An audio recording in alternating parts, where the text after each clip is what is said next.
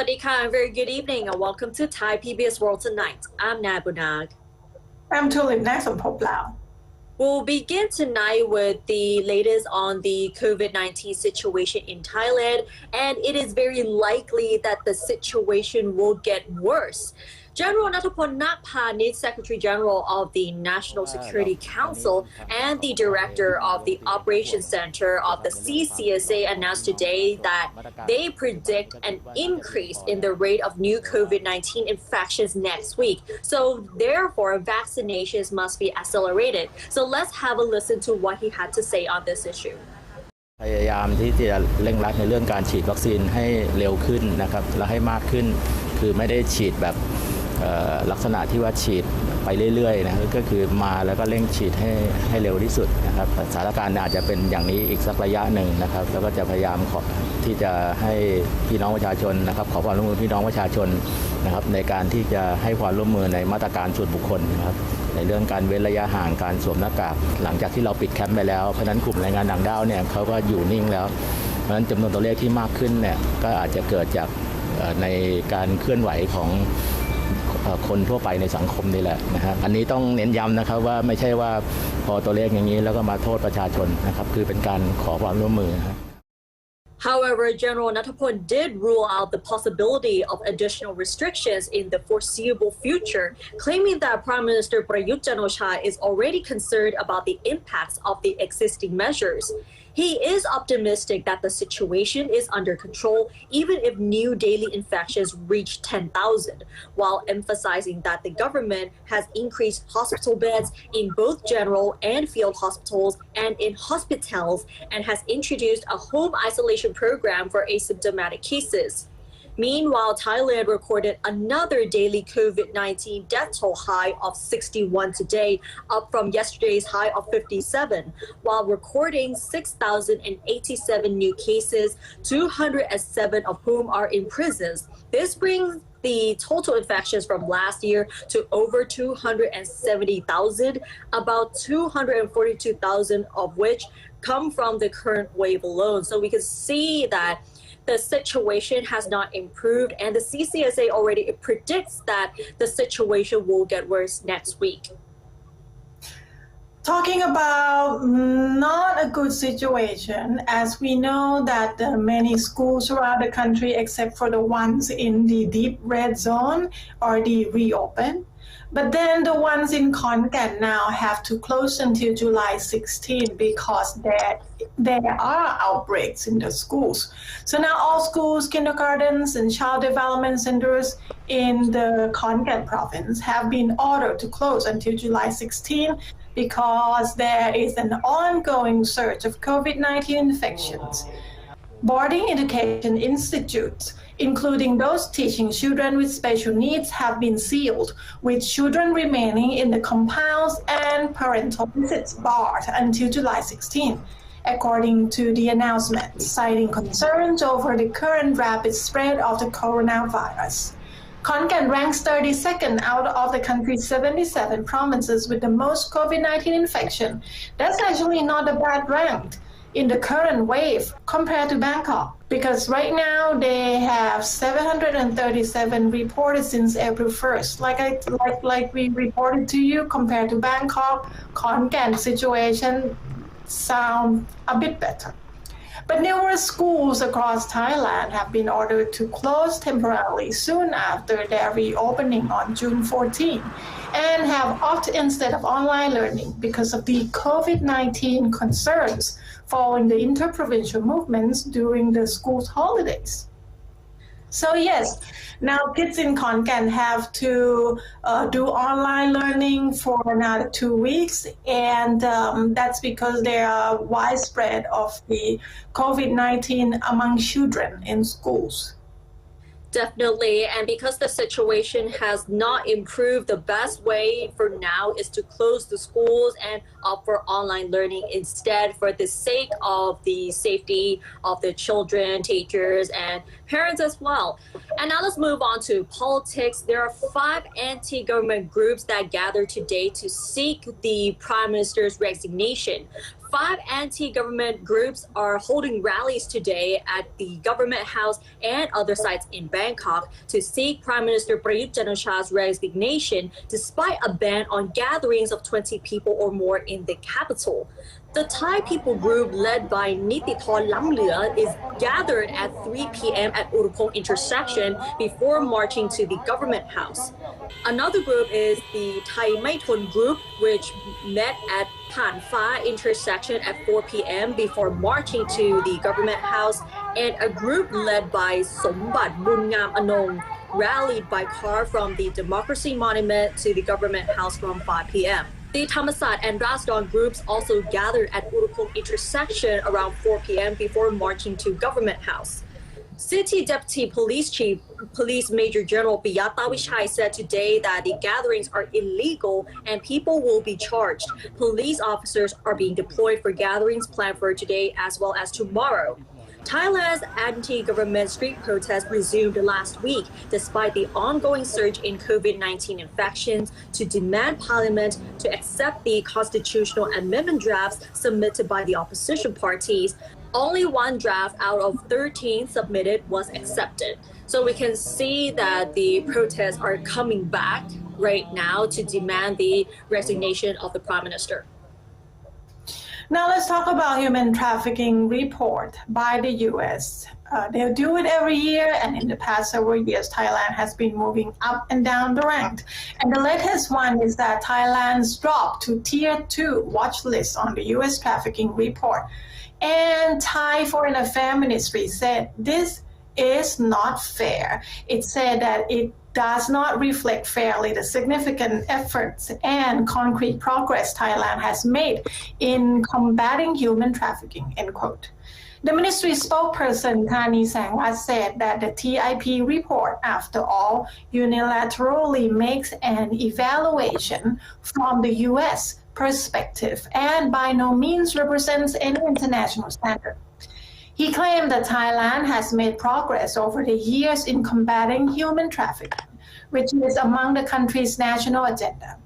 Mr. Thani noted the shorter time it has taken over the past year to complete the prosecution process, that 67 of the offenders have been received severe sentences with at least 5 years in prison, and that a new trend of online human trafficking amid the ongoing pandemic has been addressed. He also said that in terms of prevention, migrant workers from neighboring Cambodia, the Laos PDR, and Myanmar have also been granted extended stays until the end of March 2022, while over 240,000 migrant workers have received protection and welfare in accordance with the relevant laws,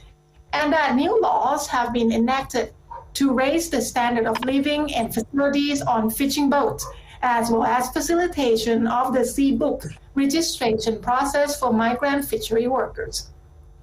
So Thailand was ranked in Tier 3 in the 2014 and 2015 reports amid international media's expose of poor working conditions for migrant workers on Thai fishing boats, dubbed as modern slavery. Thailand was promoted to the Tier 2 watch list in 2016 and again to Tier 2, a position the country had maintained since 2018. So according to Thai Foreign Affairs Ministry, we're supposed to get a little better ranked, but according to the person that conduct the report in the US, we still doing not that much better.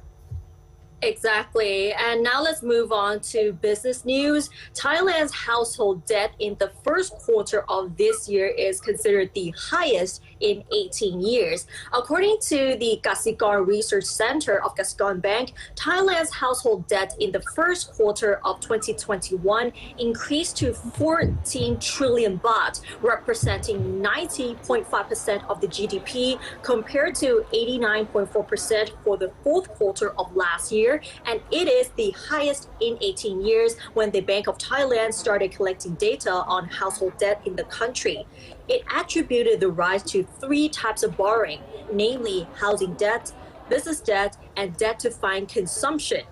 Housing debt increased by 55.3 billion baht from last year's fourth quarter, coinciding with the increase in sales of housing units in the 1 to 3 million baht and the 3 to 5 million baht per unit price ranges. The buyers are regarded as having high or moderately high income who have not been badly affected by the pandemic and can still afford to pay the installments.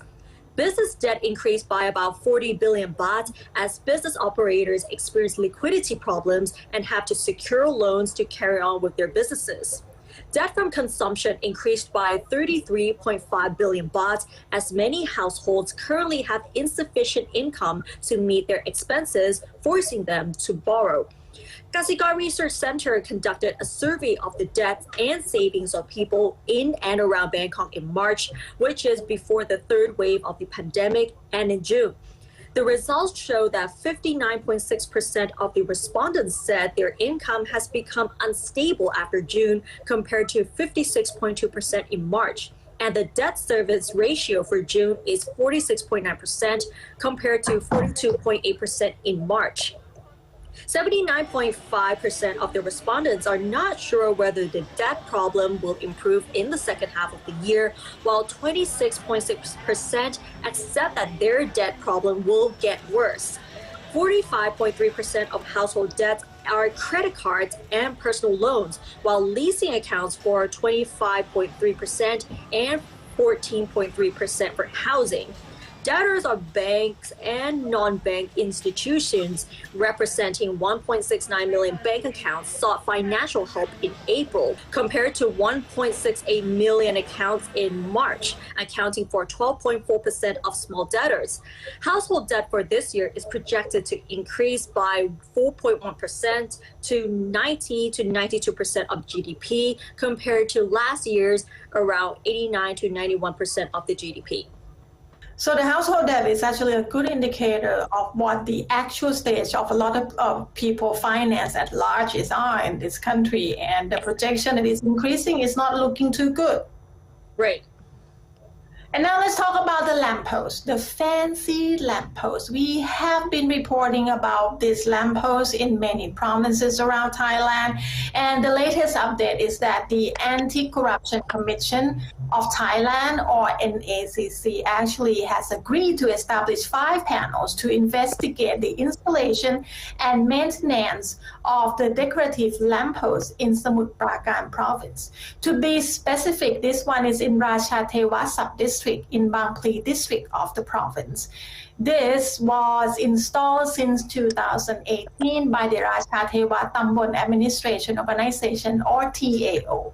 So according to NACC, the anti-graft watchdog has discovered the TAO's budgetary spending for the fiscal years 2013, 2014, and 2018 through 2021. For the installation and maintenance of the lamppost was not in line with the inter-ministry regulations pertaining to budgeting of local administration organizations. It was also discovered by the NACC that the procurement process has favored some companies and that some of the lampposts are not up to the required standard. NACC said that each of the 5 investigative panels will concentrate on the Ratchathewat TAO's spending in each fiscal year, adding that the activities of more than 20 individuals and entities, including former governor of Samut Prakan and former mayors of Ratchathewat TAO, are being looked at. The panels have 180 days to complete the investigations. Installations of the fancy lampposts became a popular practice by TAOs in several provinces throughout Thailand. The decorative part of the lamppost come in different styles and shapes in accordance with the requirement of each TAO. For instance, Ratchathewat lampposts feature the Kinnari half-bird, half-human mystical creature. In Chiang Khong district of Chiang Rai, they feature the rare giant catfish of the Mekong River. However, the Ratchathewat TAO surpasses all other local administrations across the country for having spent about 669 million baht on the fancy lamppost project for the past 7 years. That is a lot of budget.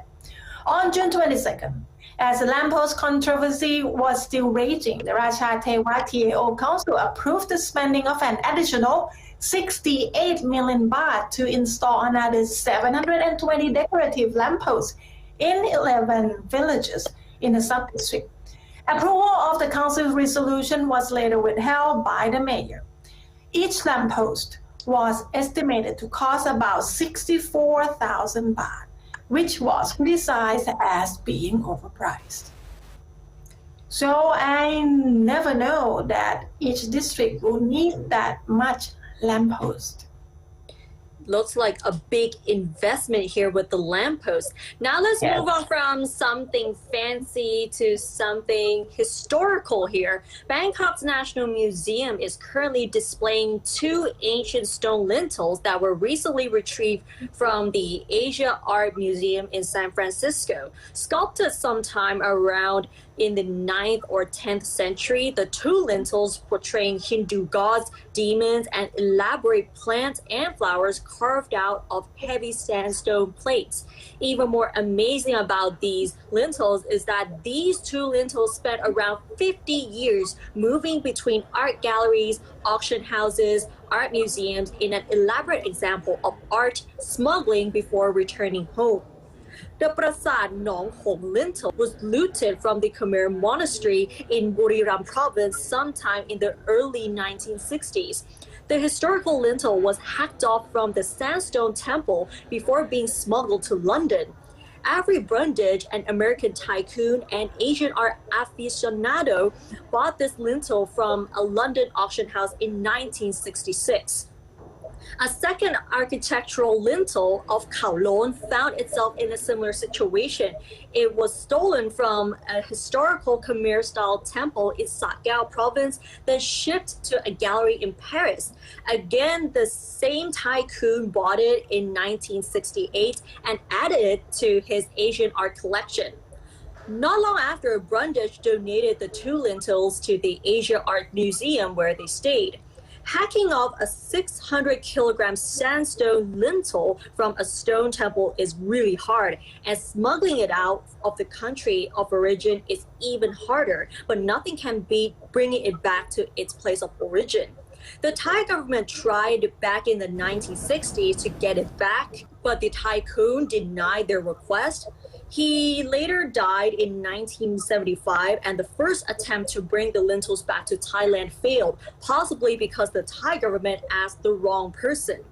The repatriation project became a cold case in the government archives for 50 years before a Thai archaeologist, Thanongsak Hanwong, brought it back to public awareness by launching an online campaign. The following year, the Thai government decided to reach out to the U.S. government, this time making sure they were asking the right person. After a 3-year investigation by the U.S. Department of Homeland Security, the Asian Art Museum of San Francisco agreed to hand over the ancient lintels. So these 2 lintels, the Prasad Nong Hong and Prasad Kowloon, are on display at the Bangkok National Museum until September 30th. So you can check it out if you have some time. Yes, if you have time, I think it's worth just, to go see these 2 pieces of historical art. And now let's move on to another story. June is the Pride Month for people around the world to celebrate that gender diversity. And for Thailand, we are also known as one of the friendliest countries for the LGBTQ community. But when it's come to religions, I think it's something a little bit complicated for a lot of people. And we have some report for you on that. Let's take a look.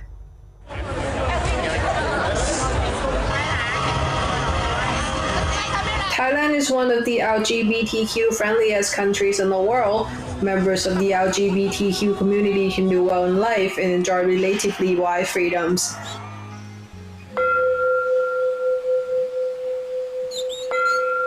The religious journey can now be added to that list of freedoms.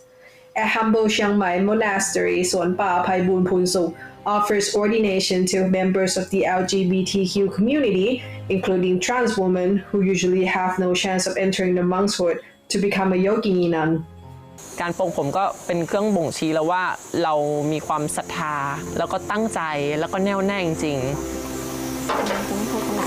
Pretty similar to Buddhist monks and nuns elsewhere, Buddhists here have their heads shaved and precepts observed as they try to cleanse themselves of the impurities of the secular world outside. ก่อนหน้านี้จะไปปฏิบัติธรรมก็จะมีปัญหาเรื่องนี่แหละค่ะเรื่องเพศของเรามันดูไม่ปกติบางครั้งเราเข้าไปในวัดคนก็จะแบบจัดการกับเราไม่ถูกจะไปสมัครเป็นนักบวชหญิงแต่ยื่นบัตรประชาชนไปปุ๊บอ้าวคุณเป็นนายเราไม่ได้ว่าวัดสร้างปัญหานะคะแต่ตัวเราเนี่ยนำปัญหาไปให้วัดเองคือเราเป็นปัญหาใช่ไหมไม่ได้อยากที่จะเป็นอะไรเลยไม่อยากที่จะไปทำให้ใครจะต้องมาแปดเปื้อนไม่อยากจะทำให้วงการไหนว่าจะเป็นพระหรือชีทำให้เขาจะต้องมากังวลใจกับเราเพียงแต่ว่าเราขอพื้นที่เล็กๆพื้นที่ที่สามารถทำให้พวกเราได้มีโอกาสที่จะเรียนรู้พระธรรมของการปฏิบัติ Sister Beauty used to be in the entertainment industry after winning second place in Miss Tiffany Thailand 2010. 2 years ago, however, she left everything behind and embarked on the Buddhist journey. A number of members of the LGBTQ community share the same interest in Buddhism, but they stand little chance in monkshood because the Tripitaka have prohibited transgender from being ordinated. สิ่งที่เป็นปัญหาตอนนี้ก็คือว่าสถานที่ที่จะรองรับกลุ่มคนเพศทางเลือกเนี่ยแทบจะไม่มีเลยแล้วก็กลุ่มคนเพศทางเลือกมีความสนใจที่อยากที่จะปฏิบัติธรรมที่นี่ก็เลยให้โอกาสกับทุกๆคนไม่ว่าคุณจะเป็นกลุ่มคนที่แปลงเพศแล้วยังไม่แปลงหรือจะเป็นเพศไหนๆก็แล้วแต่อยู่ในส่วนของ LGBTQ ที่มีลักษณะท่าทาง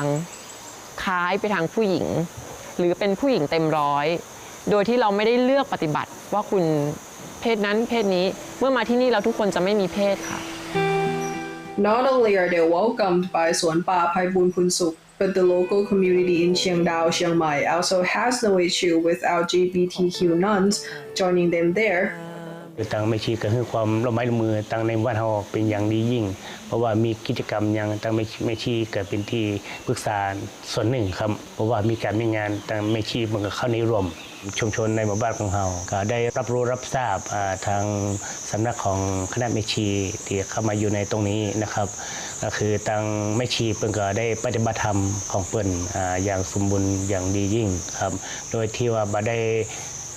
เลือกเพศเลือกอย่างก็ปฏิบัติหน้าที่ไปตามของทางแม่ชีตามที่เพิ่นได้ทำปฏิบัติมาอย่างถูกต้องแล้วนะครับStraight women joining สวนป่าไพบูลย์พูนสุข are so happy there is a Dharma place for everyone, no matter what their genders are. รู้ว่าที่นี่เป็นของเพศทางเลือกแล้วก็เป็นของผู้หญิงด้วยความจริงพลอยมองว่ามันไม่จำเป็นต้องแบ่งก็ได้ค่ะธรรมะอยู่ที่ใจอยู่แล้วเขาไม่มีสิทธิ์หรอคะสวนป่าไพบูลย์พูนสุข now has 8 members, 5 are trans and 3 are the women.The place is open for anyone who is interested in practicing Buddhism. So yeah, when it comes to religion, I don't think there should be any gender barrier. It's the faith, it's the belief. So yeah, it shouldn't be any. Exactly.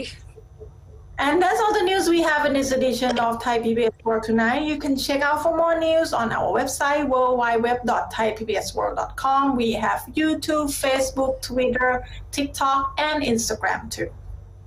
Thanks for watching. Stay safe and we'll see you next week. สวัสดีค่ะ สวัสดีค่ะ